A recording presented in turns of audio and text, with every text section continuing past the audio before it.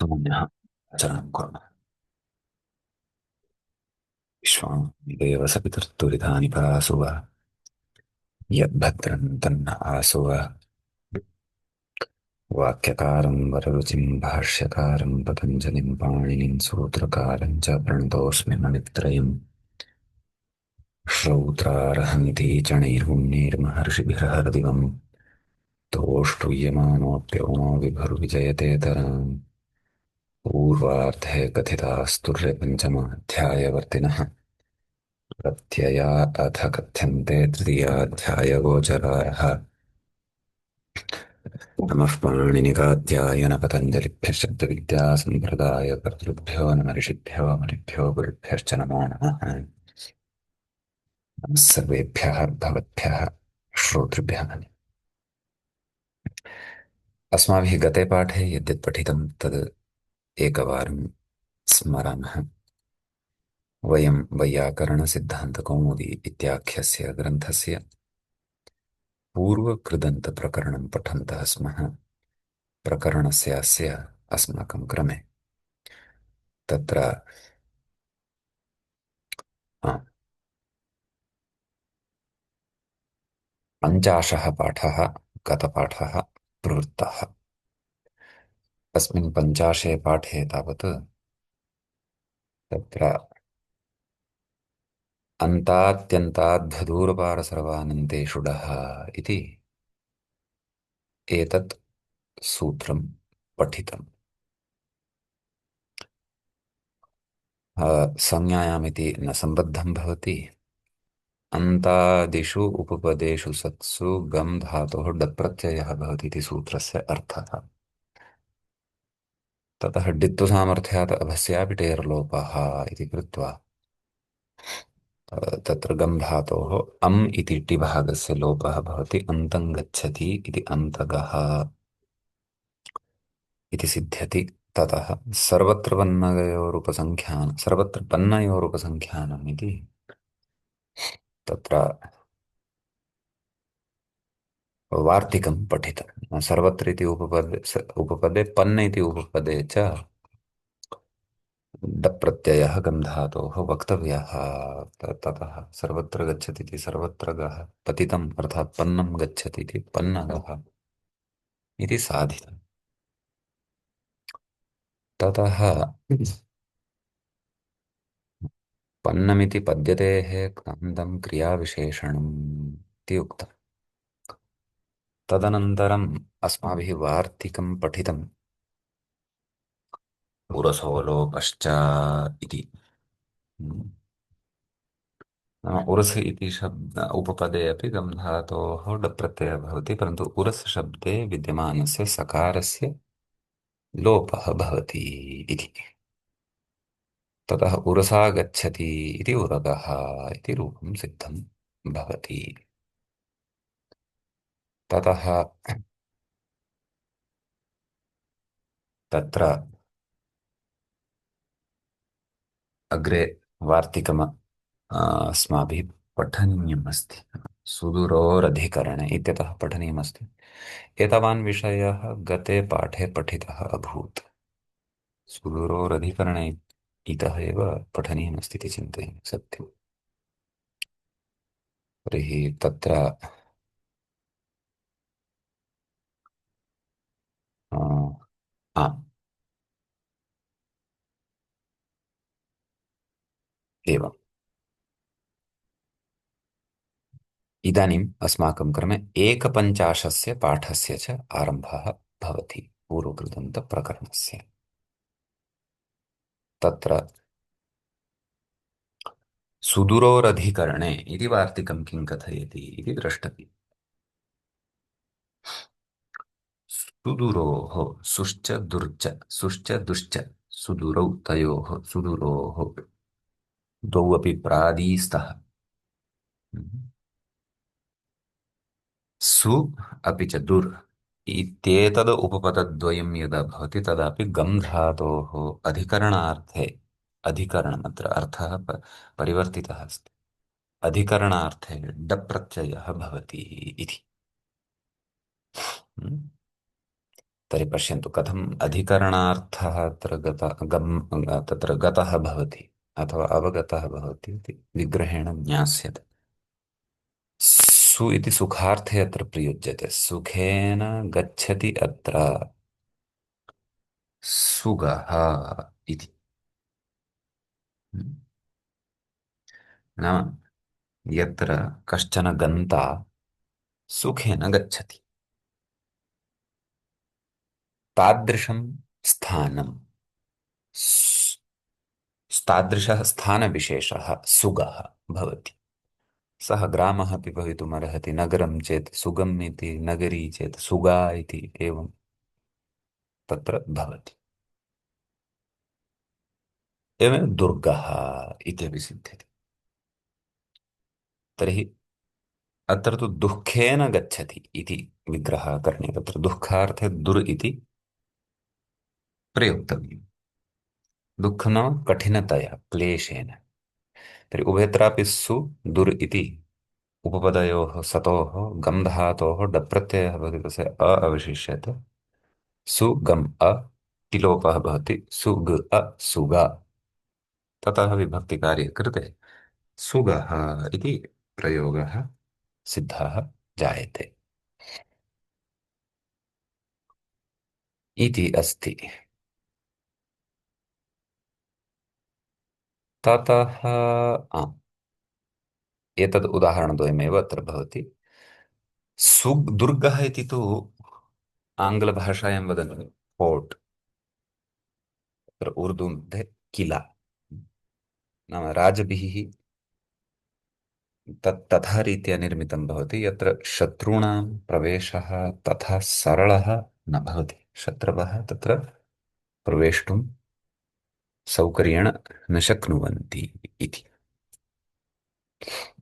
स्पष्टं खलु मान्याः? आं महोदय, नमस्कारः। आमाचार्य। अस्तु, तर्हि इदानीम् अग्रे अत्र वार्तिकं पठामः। अन्यत्रापि दृश्यत इति वक्तव्यम् इति अस्ति वार्तिकम्। एतद् वार्तिकं किं कथयति इति द्रष्टव्यम्। अन्यत्र तत्र अन्यत्र अपि दृश्यते इति वक्तव्यम् इति पदच्छेदः। नाम तत्र यावन्ति उपपदानि एतावता अस्माभिः परिगणितानि अत्यन्तात्यन्ताद्धदूर्वार सर्वानन्तेषु डः इत्यतः आरभ्य अन्तादयः अन्तात्यन्ताः अन्तादयः उपपदाः अत्र पठिताः। पुनः सर्वत्र पन्न इति उपपदद्वयं दृष्टं। ततः किमस्ति उर्स् इति उपपदं दृष्टं।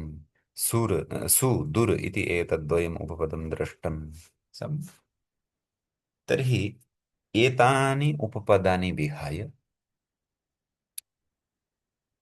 अन्यानि अपि कानिचन उपपदानि सन्ति, येषु उपपदेषु सत्सु तत्र डप् प्रत्ययः भवति इति गम् धातोः। सद्य तु अत्र गम् धातुसम्बद्धानि उदाहरणानि एव दत्तानि सन्ति। क्वचित् गम् धातोः विना अपि नाम अन्येभ्यः धातुभ्यः अपि डप् प्रत्ययः दृश्यते इत्यपि अत्र अर्थं स्वीकुर्वन्ति। तस्य उदाहरणानि अत्र न सन्ति। काव्येषु तथा उपायाः करणीयाः भवन्ति। अस्तु, तर्हि सद्यः तु अत्र नाम अन्येषु उपपदेषु सत्सु अपि यावन्ति उपपदानि एतावता परिगणितानि, एतानि उपपदानि विहाय अन्येषु उपपदेषु नाम भिन्नेषु उपपदेषु सत्सु अपि गम् धातोः डप् प्रत्ययः भवितुमर्हति इति अन्यत्रापि दृश्यते इति वक्तव्यमिति वार्तिकस्य अर्थः। समीचीनम्। ततः उदाहरणं पश्यन्तु। ग्रामगः इति अस्ति। ग्रामं गच्छति ग्रामगः, लोकं गच्छति लोकगः, देवालयं गच्छति देवालयगः, ग्रामगः। किमपि नास्ति, ग्राम उपपदे गम् धातोः डप् प्रत्ययः डित्तु सामर्थ्यातवस्यापि टेर्लोपः इति पूर्वदेव टिलोपादिकं कृत्वा ग्रामगः इति प्रयोगः सिद्धः भवति। समीचीनम्। ततः डे च विहाय सो विहादेशो वक्तव्यः इति। हम्म। एतद् वार्तिकान्तरम् अस्ति। अस्य वार्तिकस्य अर्थः अपि ज्ञातव्यः। डे सप्तमी अस्ति, अर्थात् डप् प्रत्ययः परे यदा भवति तस्मिन् इति निर्दिष्टपूर्वस्य इति परिभाषया अर्थः अत्र सम्बद्धः भवति। कस्मात् परे भवति? विहायस् इत्यस्मात् शब्दात् यदा परे भवति। कः? डप् प्रत्ययः। तदा विहायस् इति यः सकारान्तः शब्दः वर्तते तस्य स्थाने विह इति आदेशः वक्तव्यः इति भावः। सम्यक्। तर्हि प्रकृते उदाहरणम् अस्माभिः साधनीयं वर्तते। विहगः, विहङ्गमः इत्यादीनि तु पूर्वं साधितानि आसन्, भवन्तः स्मरेयुः। तर्हि प्रकृते विहाय सा गच्छति एवं विग्रहे, नाम आकाशमार्गेण यः गच्छति सः विहगः भवति। विहङ्गमः तु पूर्वं खच् प्रत्ययान्तः साधितः आसीत्, भवन्तः स्मरेयुः। गमश्च इति सूत्रं पठितमासीत्, तत्र वार्तिकैः साधितमासीत्। तर्हि विहाय सा गच्छति नाम आकाशमार्गात् गच्छति, आकाशे गच्छति। विहायस् इति आकाशार्थे प्रयुज्यते शब्दः नपुंसकलिङ्गे। विहायः, विहायसि, विहायांसि। वस्तुतः तत्र द्विवचनं बहुवचनं न स्यात् इति मम मतिः। यत् आकाशं तु सर्वत्र एकमेव भवति। आम्, कदाचित् घटाकाशः, मठाकाशः, एवं रीत्या उपाधिभेदाः भवितुमर्हन्ति। वस्तुतः आकाशः तु एकः एव सर्वदा सर्वत्र। अस्तु, तर्हि प्रकृते आम्, किम् आयातं? विहायस् इति शब्दात् डप् प्रत्ययः। वस्तुतः अत्र डप् प्रत्ययः अनेन वार्तिकेन वक्तव्यः, अन्यत्रापि दृश्यते इति वक्तव्यम्। सम्यक्। परन्तु डे च विहाय सुविहादेशः वक्तव्य इत्यनेन किं कर्तव्यं? डप् प्रत्यये परतः विहायसशब्दस्य विह इति आदेशः करणीयः। विह गम ड पूर्वदेव टिलोपः विहगः। चटका चटका रे चटक च्यूं च्यूं कूजसि। श्रुतं गीतं भवद्भिः? च्यूं च्यूं कूजसि न महोदय, किमस्ति? संस्कृतभारत्यां आमाचार्य संस्कृतभारत्यां गीयते। संस्कृतभारत्याम् अहं आम्, श्रुतवान्। संस्कृतभारत्यां गीयते खलु। चटका चटका रे चटका च्यूं च्यूं च्यूं कूजसि त्वं विहगा नीडे निवससि सुखेन डयसि खा डयसे हाँ खादति फलानि मधुराणि। एवं रीत्या अस्ति। तत्र विहग इति शब्दः अस्ति। शिबिरेषु तत्र गीयते संस्कृतभारत्यां। नाम भाषायाम् आरम्भस्तरे प्रवेशार्थं सरलानि सरलानि गीतानि अपि तत्र सङ्घटने रचितानि सन्ति। एकं तदपि श्रुतं स्यात्। किम्? एकः शृगालः वनं गच्छति। यद्यपि तत्र विहगशब्दः नास्ति, परन्तु बालेभ्यः तद्गीतमपि बहु रोचते। अस्तु, प्रकृतमनुसरामः। महोदय, आम्। तत्र अन्यत्रापि दृश्यत इति वक्तव्यम् इति वार्तिकेन ग्रामकः इति उक्तम्। अन्येषु उपपदेषु अपि वयं योजितुं शक्नुमः वा? विदेशकः इति आम्, वक्तुम्। निश्चयेन निश्चयेन एवं वा? अस्तु। शक्यं शक्यं। तर्हि अ, अ, अयं सूत्रं किमर्थं? यतोहि तत्र सूत्रेषु तु केषुचित् स्थलेषु एव तत्र डप् प्रत्ययः भवति सूत्रे इति। परिगणितानि सन्ति, अग्रे वार्तिकानि कानिचन सन्ति, ततः अपि अन्ये प्रयोगाः केचन दृष्टाः स्युः वार्तिककारेण, अतः लिखितम् अन्यत्रापि दृश्यते। अन्यत्र कुत्र तर्हि इदानीं भवन्तः स्वयम् अन्विष्यन्तु तान् प्रयोगान्, अथवा स्वयमपि तान् प्रयोगान् कर्तुं प्रभवेयुः, एतदर्थम्। अन्य विहङ्गमः विहगः इति अर्थः समानार्थकौ स्तः किल? समानार्थाय समानार्थकौ शब्दौ किल? अस्तु। तथास्ति। स्पष्टम्? आं महोदय, स्पष्टमस्ति। अग्रिमं सूत्रम् अधुना पठामः। आशिषिहनः इत्यस्ति। आशिषि इति सप्तमी विभक्तेः एकवचनान्तं भवति। हनः इति पञ्चमी विभक्तेः एकवचनान्तं भवति। आम्, कर्मण्यण इत्यतः कर्मणि, सुपि स्तः इत्यतः सुपि, अन्तात्यन्ताद् दूरपारधर्मानन्तेषु डः इत्यतः टः, अनुवर्तते धातोः प्रत्ययः परश्च, एते त्रयः अधिकाराः च सम्बद्धाः भवन्ति। सूत्रार्थः न कृतः अस्माभिः, स्वयं सूत्रार्थः करणीयः। तत्र पश्यन्तु, यदि सरलः एव अस्ति, अनुवृत्तयः गृहीताः चेत् व्याख्यातः पश्यतु किं कथयति। कर्मणि उपपदे, नाम कर्म कारकम् उपपदं किमपि वा भवतु, हन्तेः डः, हन् धातोः, हन् गतिहिंसयोः इति अस्ति, हिंसा गत्योः इति अर्थयोः अस्ति खलु हन् धातु, तस्मात् डस् स्यात्, डप् प्रत्ययः भवति। आशिषि नाम आशंसनार्थे, आशीर्वादार्थे गम्यमाने, अथवा आशिषि गम्यायाम्, आशिष शब्दः तु स्त्रीलिङ्गे, अतः गम्यायाम्, आशिषि गम्यायाम् इति उक्तम्। नाम आशीर्वादार्थे गम्यमाने, अथवा आशीर्वादार्थस्य प्रसङ्गः यदा भवति तदा इति।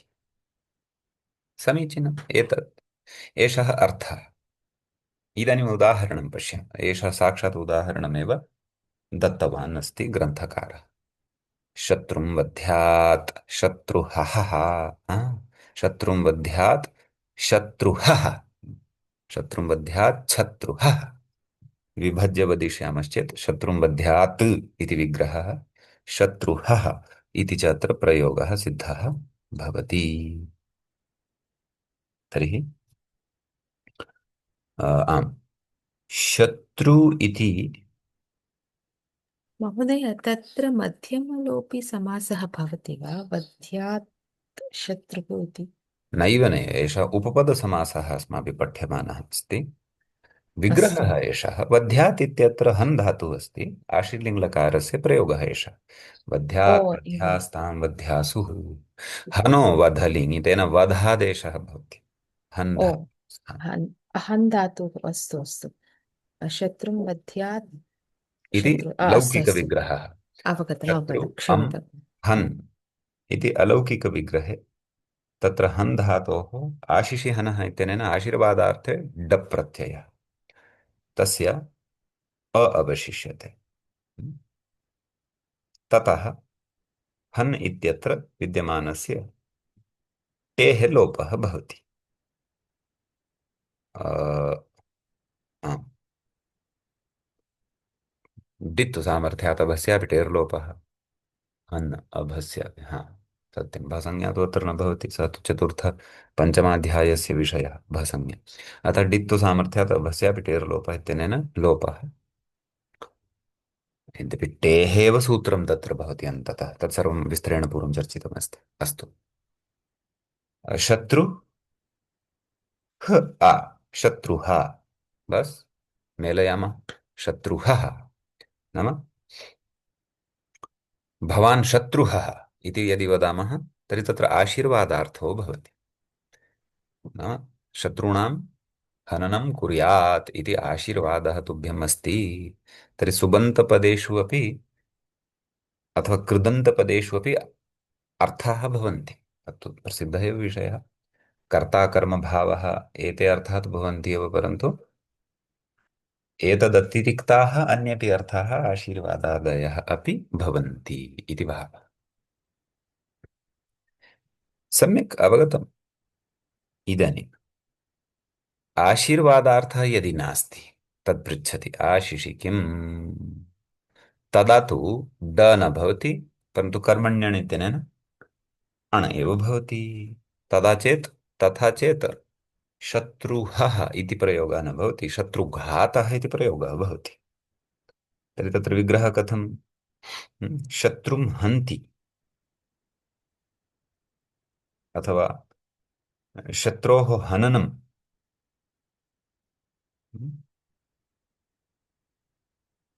इति अर्थे हा कर्मण्यनित्यनेन अण भवति। समीचीनं। कर्तृर्थे सः। तर्हि शत्रुं हन्ति अथवा शत्रोः हननं, द्विधा विग्रहः अत्र सम्भवति। व्याख्याता किं कथयति पश्यामः। आशिरभावाड्डाभावे नाम डप् प्रत्ययस्य अभावः डप् प्रत्ययस्य अभावः भवति तत् अण् भवति। अस्तु, अर्थचर्चा एतेन न कृता। अस्तु, भवतु। तर्हि अण् यदि अस्ति अत्र कर्मण्यण् इति यदि स्वीकुर्मः तर्हि सः तु कर्तृर्थे एव अस्ति। अतः शत्रुं हन्ति इति विग्रहम् अत्र यदि कुर्मः, नाम शत्रोः हननं करोति यः सः शत्रुघातः। तर्हि शत्रु इति उपपदे हन् धातोः अण् प्रत्ययः। समीचीनम्। ततः उपधा वृद्धिः भवति। शत्रु हान अ उपधावृद्धेः पूर्वम् अन्यत् एकं कार्यं करणीयम्। अत्र एकं सूत्रमस्ति, वदामि। हनस्तो चिण्णलोः, अनेन सूत्रेण हन धातोः नकारस्य स्थाने तकारादेशः क्रियते। शत्रु हत् अण्। इदानीमेकं सूत्रम् इतोपि अस्ति, पूर्वप्रकरणेषु पठितं भवति तत्। हो हन्तेर्निन्नेषु, तेन सूत्रेण हकारस्य स्थाने कुत्वेन घकारः आगच्छति। शत्रु घत् अ। इदानीम् अत उपधायाः इत्यनेन वृद्धिः क्रियते। शत्रुघात अ, शत्रुघात विग्रहः क्रियते चेत् शत्रुघातः। एवम् अवगन्तव्यम्। प्रकारान्तर अर्थान्तरे अपि एषः प्रयोगः सम्भवति। भावार्थे घञ् प्रत्ययः एकः विहितः अस्ति, सः कृतश्चेत् तर्हि विग्रहः अपि किञ्चित् परिवर्तितः भविष्यति। शत्रोः हननम् इति विग्रहः भविष्यति, नाम शत्रोः हननक्रिया अपि शत्रुघातः इति वक्तुं शक्यते। शत्रोः हननं करोति यः कर्ता, सः कर्ता अपि शत्रुघातः इति भवितुमर्हति इति भावः। अवगम्यते वा मान्यः? स्पष्टम्? आं महोदय, सूत्रं पश्यामि तदेव। तद् सूत्रद्वयं मया उक्तं। सूत्रद्वयम् उक्तं हनस्थो खलु? चिण्णलोः इति, अस्तु अस्तु। अपि च हो हन्ते नन्नेषु इति। सत्यम्। अग्रे वार्तिकम् अत्र अस्ति। दारावाहनोऽनन्तस्य च टः संज्ञायाम् इति। Mhm. अस्य वार्तिकस्य यानि तत्र पदानि वर्तन्ते तेषां परिचयं प्राप्नुमः।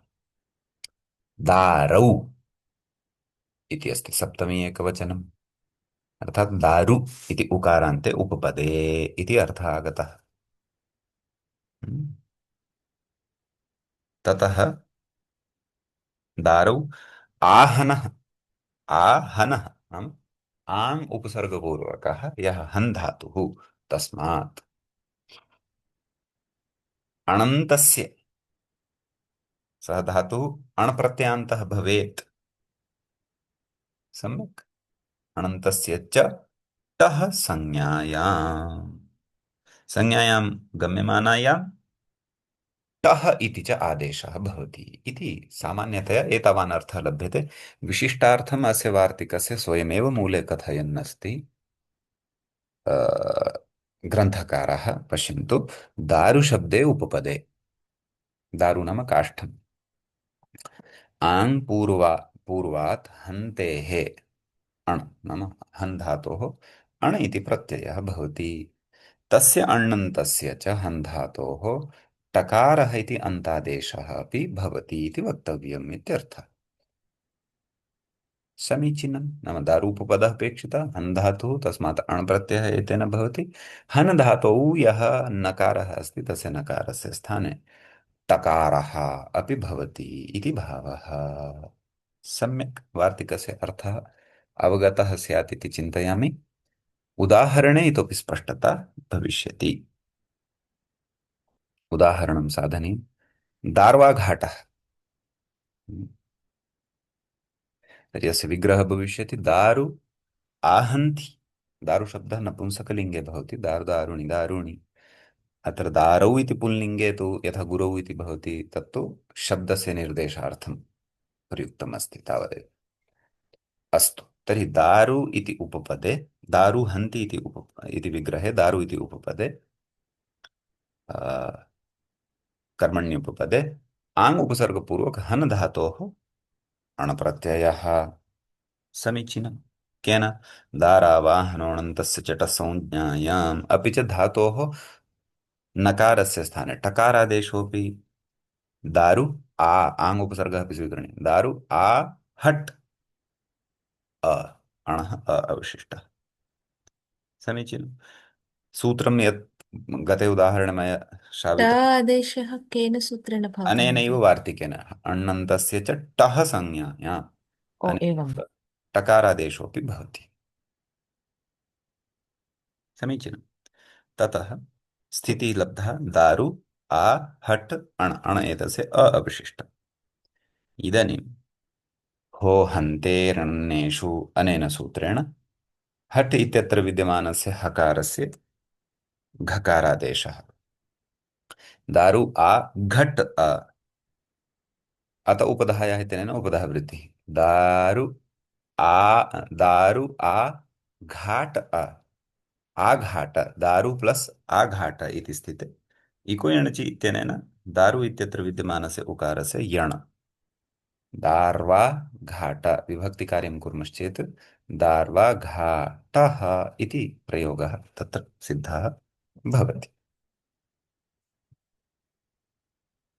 समीचीनम्। दार्वाघाटः इत्युक्ते किम् अस्ति महोदय? तदेव दारु आहन्ति नाम यः काष्ठस्य कर्तनं करोति, काष्ठस्य उपरि प्रहारं करोति कुठारेण अथवा हन् ओ काष्ठकर्ता। हन् धातु हिंसार्थे नास्ति, तत्र अन्येषु अर्थेषु अस्ति। गतिहिंसयोः गत्यर्थकोऽपि अस्ति, हिंसार्थकोऽपि अस्ति। अस्तु, तर्हि अत्र कीदृश अर्थः अस्ति अत्र? आहन्ति। तद् आङ् आङ् नाम समन्तात् हन्ति नाम काष्ठस्य गतिविशेषं करोति, कर्तयति।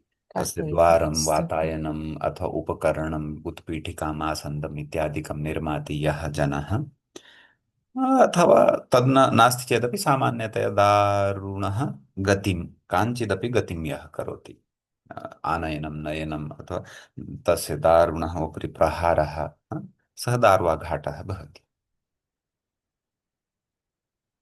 मम पैतृकग्रामात् 10 किलोमीटर् दूरे एकः ग्रामः अस्ति। तस्य ग्रामस्य नाम एतदेव दार्वाघाटः।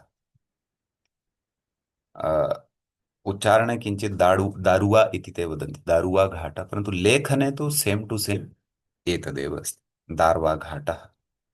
तर्हि क्वचित् एवं संयोगवशात् वा अथवा परम्परया अपि भवितुमर्हति, यतः प्राचीनभाषा तु संस्कृतमेव। तत्र एकस्य ग्रामस्य नाम स्मरामि, तस्य ग्रामस्य नाम दार्वाघाटः इति अस्ति। तदा अहं यदा ततः यदा यदा गच्छामि तदा एतद् वार्तिकमपि स्मरामि, दारावाहनोऽनन्तस्य चटसंज्ञायामिति। तदा शास्त्रं स्मृतं भवति तत्रापि। अस्तु, अवगतं वा मान्यः? आम् आम् महोदय। अग्रिमं वार्तिकं पठामः एकम् इतोपि। आम् आम्। चारौ वा इति अस्ति। किमपि न करणीयम्। गते वार्तिके दारु शब्दस्य स्थाने चारु शब्दः स्थापनीयः। तावदेव अन्यानि कार्याणि पूर्ववद् भवन्ति, परन्तु अत्र विकल्पेन भविष्यति। अणप्रत्ययः टकारादेशश्च हा विकल्पेन भविष्यति। अणप्रत्ययः तु भविष्यति, टकारादेशः विकल्पेन भविष्यति इति। तर्हि चारुहन्ति इति विग्रहः भविष्यति। अन्यानि कार्याणि पूर्वदेव चार्वाघाटः इत्यत्र। अणपक्षे तदेव होहन्तिर्यण्येषु उदावृत्ति इत्यादिकं चार्वाघाटः इति भविष्यति। ततः हम्म, अत्र ड प्रत्यय न भवति वा तत्र महोदय? प्रत्यय तु अण एव भविष्यति। ड प्रत्ययस्य टकारादेशः विकल्पेन भविष्यति तावदेव। ड न अण् अत्र उक्तं खलु तारावाहनो अनन्तस्य, नाम च अनन्तस्य, ढ अस्तु परं अनन्तस्य नाम अणप्रत्ययान्तस्य टकारादेशः भवति इति। दारु इति उपपदे कस्य आङ् उपसर्गपूर्वकस्य हन् धातोः इति। यद्यपि भ्रमः जायते यत् अत्र ट इति प्रत्ययः अस्ति वा, न, ट प्रत्ययः नास्ति। यत् किमुक्तम् अणन्तस्य, अणप्रत्ययान्तस्य हन् धातु ट इति आदेशः भवति इति अत्र विषयः। परन्तु अत्र तु सूत्रे तु ड प्रत्ययविधानमस्ति किल, तत् न भवति वा? न न न न, भवतु नाम सूत्रे भवतु नाम आशिषि हनः इत्यत्र, परन्तु अस्तु वार्तिके विशेषविधानेन अस्तु अस्तु तत्र अणप्रत्ययः अत्र अवगन्तव्यः। अस्तु महोदय। अन्यथा वार्तिके अनन्तस्य इति न वदति स्म खलु, एवं किल? वार्तिके अस्तु अन्यथा अस्तु हा। अनन्तस्य इति न वदति स्म। अण् प्रत्यय केन सूत्रेण भवति तत्र? अण् प्रत्ययः वस्तुतः एतेन वार्तिकेनापि वक्तुं शक्यते, अथवा हम्म, एतद् वार्तिके अण् इति गृहीतम् अतः कर्मण्यण् इत्यनेनापि वक्तुं शक्यते। अस्तु। हन् धातोः दीर्घः भवेत् इति कारणात् तत्र भवति वा? हा, तत्तु अन्यत्र उपरि दृष्टं खलु, शत्रुघातः इत्यत्र अण्प्रत्ययः दृष्टः। अत्रापि अण्प्रत्ययः अस्ति, परन्तु चारु उपपदे विकल्पेन धातोः टकारादेशः भविष्यति। एकस्मिन् पक्षे भविष्यति, अपरस्मिन् पक्षे न भविष्यति। अपरस्मिन् पक्षे तु हनस्थो चिण्णलोः इत्यनेन नकारस्य तकारः एव भविष्यति इति भावः।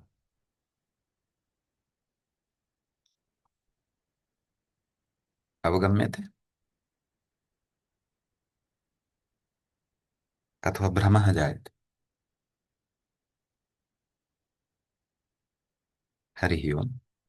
क्षम्यतां महोदय, न श्रुतं, पुनः वदति वा एकवारं? न अवगतं वा इति। क्षम्यताम्, अन्तिमवाक्यं न श्रुतं, क्षम्यतां महोदय, तत् नाम सम्यक्। तदेव अत्र चारौ वा इत्यनेन टकारादेशः विकल्पेन भविष्यति तावदेव। अन्यत् कार्यं सर्वमपि दार्वाघाटः इति वदेव टकारादेशः न भविष्यति। यस्मिन् पक्षे तस्मिन् पक्षे तदेव हनस्थो चिण्णलोः इत्यनेन नकारस्य तकारादेशः। चार्वाघाटः चार्वाघातः कोऽर्थः? नाम सम्यक्तया यः कर्तनं करोति। चारु शब्दः समीचीनार्थे प्रयुज्यते, उत्तमार्थे प्रयुज्यते, सुन्दरार्थे प्रयुज्यते। नाम सम्यक्तया यः काष्ठादिषु आघातं करोति सः चार्वाघाटः भवति इति भावः। एवं खलु? अस्तु महोदय, अवगतम् अवगतम्। अग्रिमं वार्तिकं पठामः। आं महोदय। आ, कर्मणि समिच इति अस्ति। अस्य वार्तिकस्य अर्थः द्रष्टव्यः। तत्र कर्मणि सप्तम्यन्तं भवति, समी इति सप्तम्यन्तं भवति, च इति उपपदं भवति। वार्तिकस्य अर्थः मूले एव उक्तः अस्ति, पश्यन्तु। कर्मण्युपपदे सम्पूर्वकात् हन्तेः नाम हन् धातोः उक्तं वा इत्यर्थः। उक्तं कार्यं विकल्पेन भवति। तर्हि किम् उक्तम्? अण्प्रत्ययः अपि च धातोः नकारस्य स्थाने टकारादेशः एतद् विकल्पेन भविष्यति कर्मण्युपपदे सम् उपसर्गः यदा भवति हन् धातोः पूर्वं हन् धातोः आङ् उपसर्गः आसीत् आहनः इत्यत्र अधुना सम् इति उपसर्गः अस्ति सम्यक् उदाहरणं पश्यन्तु वर्णान् संहन्ति इति वर्णसङ्घाटः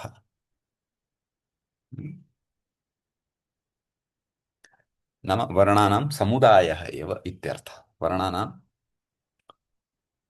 वर्णान् आनीय एकत्र स्थापयति एकत्रीकरोति वर्णसङ्घाटः इति भवति सर्वमपि कार्यं पूर्ववदेव भविष्यति एवमेव पदानि संहन्ति इति विग्रहे पदसङ्घाटः सर्वमपि कार्यं पूर्ववदेव तकारस्य टकारः इत्यादिकं धातोः हकारस्य घकारः उपधावृद्धिः परन्तु धातोः नकारस्य टकारादेशः विकल्पेन भविष्यति यस्मिन् पक्षे न भविष्यति तस्मिन् पक्षे हो हन्तरिणिन्नेषु इत्यनेन नकारस्य तकारः भविष्यति वर्णसङ्घातः पदसङ्घातः इति भविष्यति अर्थः नाम वर्णानां समूहः भावार्थः साक्षात् अर्थः न भावार्थः वर्णानां समूहः पदानां समूहः वर्णसङ्घाटोऽपि भवितुम् अर्हति पदसङ्घाटोऽपि भवितुम् अर्हति इति भावः स्पष्टं वा मान्यः वर्णसङ्घातः इत्युक्ते किमस्ति महोदय? तदेव वर्णान् संहन्ति नाम वर्णान् संहितारूपेण आनीय एकत्र स्थापयति अथवा दर्शयति अथवा वर्णसमूहं निर्माति यः वर्णप्रकारविशेषः सः समूहः एव वस्तुतः अन्ततः भावार्थः अत्र समूहः एव वर्णसङ्घातः नाम वर्णानां समूहः वर्णसङ्घातः नाम वर्णानां समूहः एव पदसङ्घातः नाम पदानां समूहः वाक्यम् इत्यर्थः पदानां पदसङ्घातः पदसङ्घातः नाम वाक्यं वाक्येषु पदानि भवन्ति खलु वाक्येषु पदानां समूहः भवति वर्णसङ्घाटः नाम वर्णानां समूहः नाम एकः शब्दः वा अथवा पदम् अपि वर्णसङ्घाटः इति शब्देन अवगन्तुं शक्यते महोदय अस्तु महोदय। आम्। तर्हि अपेक्लेशतमसोः इत्यतः अग्रे पठामः अग्रिमकक्षायां